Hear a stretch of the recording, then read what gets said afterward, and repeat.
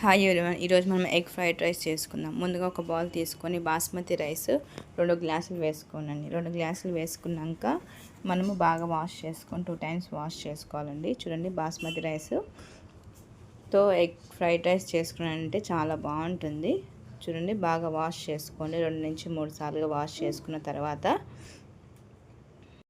ఆ వాటర్ అనేది వంపేసానండి. ఇప్పుడు మనం కొద్దిలతో నేను వాటర్ వేసుకొని చెప్తున్నాను రైస్ అనేది ఎలా చేయాలని. చూడండి, 2 గ్లాసులు రైస్ తీసుకున్నామంటే 4 గ్లాసుల వాటర్ వేసుకుందామండి. కొలతలతో చెప్తున్నాను. ఈ విధంగా మీరు చేసుకున్నారంటే చూడండి, గ్లాస్తో పాటు చేతితో కూడా నేను కొలతలు చెప్తున్నాను.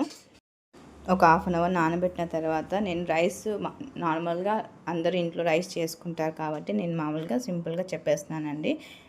చూడండి, బాగా ఈ విధంగా ఉడికించుకున్న తర్వాత వాటర్ వంపకుండా సరేసురు పెడుతున్నానండి. ఈ విధంగా మీరు రైస్ చేసుకున్నారంటే రైస్ అనేది మెత్తగా లేకుండా పొడి పొడిగా వస్తుందండి.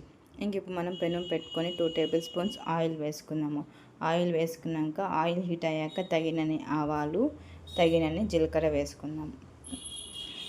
ఇంకా 2 ఆనియన్స్ బాగా పొడుగుగా కానీ లేదంటే సన్నగా కానీ కట్ చేసుకొని మనం పెట్టుకోవాలండి. ఇవి వేగినాక మనం ఆనియన్స్ వేసుకుందామండి. నేనైతే 2 నుంచి 3 ఆనియన్స్ వేస్తున్నాను. ఆనియన్స్ ఎన్ని వేస్తే అంత బాగుంటుందండి ఎగ్ ఫ్రైడ్ రైస్. 2 నుంచి 3 నిమిషాల వరకు ఇవి గోల్డెన్ బ్రౌన్ వచ్చేంత వరకు ఫ్రై చేసుకోవాలి. ఇంకా మనము పచ్చిమిరపకాయలు ఒక 2 నుంచి 3 వరకు వేస్తున్నాను. చిటికెడంత కరివేపాకు కూడా వేసుకుందాము. ఇవి బాగా వేగిపోవాలండి. ఒక 2 నుంచి 3 సెకండ్లోనే హై ఫ్లేమ్లో పెట్టుకొని మనం వేయించుకోవాలి. ఇంకా ఇప్పుడు మనం చిటికెడంతా పసుపు వేసుకున్నాము. పసుపు వేసుకున్నాక ఈ విధంగా బాగా కలుపుకున్నాక ఒక 10 నిమిషాల తర్వాత మీడియం ఫ్లేమ్లో పెట్టుకొని ఇలా గోల్డెన్ బ్రౌన్ వచ్చేంత వరకు ఆనియన్స్, పచ్చిమిరపకాయలు అన్నీ వేయించుకోవాలండి. ఇంకా ఇప్పుడు మనం చిటికెడంతా అల్లం పేస్ట్ వేసుకున్నాము. నేనైతే ఇంట్లో చేసిన అల్లం పేస్ట్ వేస్తున్నాను. మీకు కావాలంటే అల్లం పేస్ట్ లేకపోతే తెల్లగడ్డలు 2 నుంచి 3 వరకు వేసుకొని ఈ విధంగా వేయించుకోవాలండి ఆనియన్స్ అనేది. ఇంకా ఇప్పుడు మనము ఒక టమాటా వేస్తున్నానండి. బాగా మాగింది. అది మీ ఆప్షన్. టమాటా వేసుకుంటే వేసుకోవచ్చు, లేదంటే లేదు. టమాటా వేస్తే కొంచెం టేస్ట్ డిఫరెంట్గా ఉంటుందని నేను వేసానండి. టేస్ట్ మటుకు చాలా బాగుంటుంది. ఇంకా మూత పెట్టేసి ఒక 5 నిమిషాల తర్వాత వేయించుకోండి. చూడండి, బాస్మతి రైస్ అన్నం ఇలా పొడి పొడిగా చేసుకున్నారంటే చల్లారినాక ఒక బౌల్లోకి మీరు తీసుకోవాలండి. ఇంకా చూడండి, మనం టమాటా వేసినాక ఒక 10 నిమిషాలు మీడియం ఫ్లేమ్లో పెట్టుకున్నాక ఈ విధంగా కలుపుకొని టమాటా అనేది బాగా మెత్తగా వేగిపోతుంది.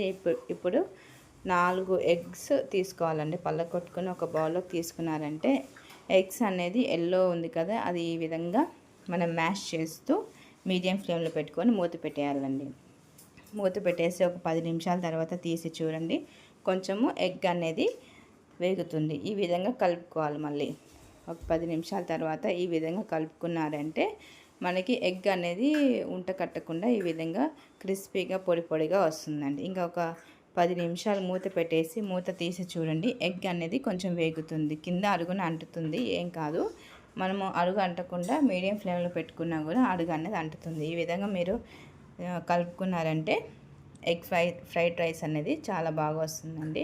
ఒక 5 నిమిషాలు మూత పెట్టేసి తీసి చూడండి, ఎగ్ అనేది బాగా వేగిపోయి ఉంటుంది. ఈ విధంగా పొడిగా స్పూన్తో మనం కలుపుకోండి, పొడి పొడిగా వచ్చేస్తుంది. ఇంక ఇప్పుడు మనము ఏదైతే రైస్ చేసుకున్నామో ఆ రైస్ అనేది మనము చల్లార్చుకోవాలి. చూడండి, మనం ఇంక ఇప్పుడు తగినంత కారం పొడి వేసుకుందాము, తగినంత ఉప్పు వేసుకుందాము, అలానే తగినంత గరం మసాలా కూడా వేసుకుందాము. ఒక టేబుల్ స్పూన్ వేసుకుంటే సరిపోతుందండి. ఇంక ఇప్పుడు మనము చూడండి, చిటికెడంత గరం మసాలా కూడా వేస్తున్నాను. ఇంక ఇవన్నీ బాగా కలుపుకున్నాక మూత పెట్టేసేయండి. ఇంక మూత పెట్టేశాక ఒక 5 నిమిషాల తర్వాత వేగనివ్వండి. బాగా మూత లేకుండా వేగని. చూడండి, ఎగ్ అనేది ఈ విధంగా పొడి పొడిగా ఉండాలండి. పొడి పొడిగా ఉంటే బాగుంటుంది. ఇంక ఇప్పుడు మనము మనం బాస్మతి రైస్ చల్లార్చుకున్నాం కదా, ఆ రైస్ అనేది వేసుకుందామండి. మీడియం ఫ్లేమ్లో పెట్టుకొని వేసుకొని ఈ విధంగా కలుపుకోవాలండి. అంటే బయట ఎలా అయితే చేస్తామో ఆ విధంగానే వస్తుంది. టేస్ట్ అనేది కొంచెం డిఫరెంట్గా ఉంటుంది. ఖచ్చితంగా ఇంట్లో ట్రై చేసి పిల్లలకు కానీ పెద్దలు కానీ తినచ్చు. చాలా అంటే చాలా బాగుంటుందండి. ఈ విధంగా కలుపుకోవాలి. ఎగ్ అనేది బాగా కలిసిపోయేంత వరకు ఇంక ఇప్పుడు మనకి ఉప్పు కారం సరిపోయేలేవో చూసుకోండి. ఉప్పు కారం తక్కువ అన్నా కూడా ఇప్పుడు వేసుకొని కొంచెం మీడియం ఫ్లేమ్లో పెట్టుకొని 2 నుంచి 3 సెకండ్ల వరకు వేగితే సరిపోతుందండి. నాకు కొలతలతో అయితే ఉప్పు కారం అనేది సరిపోయింది. ఒక ఆనియన్ ఈ విధంగా పచ్చిది కట్ చేసుకొని వేసుకోవాలండి.